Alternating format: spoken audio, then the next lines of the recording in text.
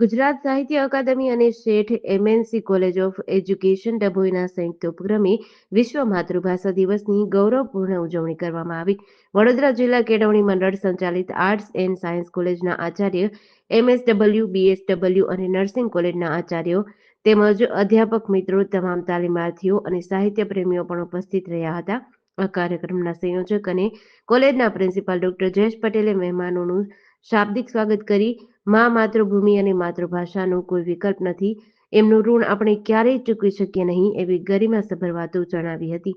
આજના કાર્યક્રમના અતિથિ વિશેષ ડોક્ટર કે પારેખ સાહેબે માતૃભાષાનું મહત્વ ગુજરાતી સાહિત્યના સાહિત્યકારોની પંક્તિઓ દ્વારા સમજાવ્યું હતું.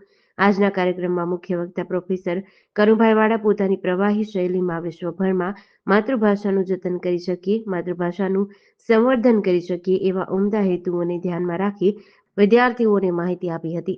બીજા વક્તા ડોક્ટર સીએસ સંગાડા સાહેબ ગુજરાતી સાહિત્યનો પ્રકાર હાલરડા વિશે ઉદાહરણ સહિત માહિતી આપી હતી. આ કાર્યક્રમનું સફળ આયોજન અને કાર્યક્રમોના સંયોજક કોલેજના પ્રિન્સિપલ ડોક્ટર જયેશ પટેલના માર્ગદર્શન હેઠળ કરવામાં આવ્યું હતું.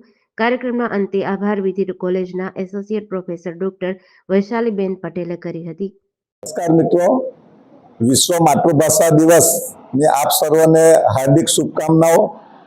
ગુજરાત સાહિત્ય અકાદમી ગાંધીનગર અને શેઠ એમએનસી કોલેજ ઓફ એજ્યુકેશન ડભોઈના સંયુક્ત ઉપક્રમે માતૃભાષા સપ્તાહ અંતર્ગત વિશ્વ માતૃભાષા દિવસની ઉજવણી ગૌરવપૂર્ણ રીતે કરવામાં આવી. આ કાર્યક્રમના ગુજરાત સાહિત્ય અકાદમીના અધ્યક્ષ અને સૌના પ્રેરણામૂર્તિ ડોક્ટર ભાગ્યેશ ઝા સાહેબ, વડોદરા જિલ્લા કેળવણી મંડળના પ્રમુખ શ્રી શશિકાંતભાઈ પટેલ, મંત્રી શ્રી ઠાકોરભાઈ પટેલ અને આજના કાર્યક્રમના અધ્યક્ષ સહમંત્રી આદરણીય મુકેશભાઈ વસઈવાલા, કાર્યક્રમના અતિથિ વિશેષ ડોક્ટર કેયુરભાઈ પારેખ અને આજના કાર્યક્રમના મુખ્ય વક્તા સાદલી કોલેજના ગુજરાતી વિભાગના હેડ અને પ્રોફેસર આદરણીય કનુભાઈ વાળા સાહેબ, બીજા વક્તા અમારી જ કોલેજના ડોક્ટર સીએસ સંગાડા સાહેબ અને ઉપસ્થિત સાહિત્ય પ્રેમીઓ. આજનો કાર્યક્રમ એ માતૃભાષાને ગૌરવ અપાવતો દિવસ છે. આપણે સૌ જાણીએ છીએ માતૃભૂમિ અને માતૃભાષાનો કોઈ વિકલ્પ નથી. માતૃભૂમિ અને માતૃભાષાનું ઋણ આપણે ક્યારેય ચૂકવી શકવાના નથી. આ માતૃભાષાની જાળવણી એ જ આપણી સંસ્કૃતિની જાળવણી છે.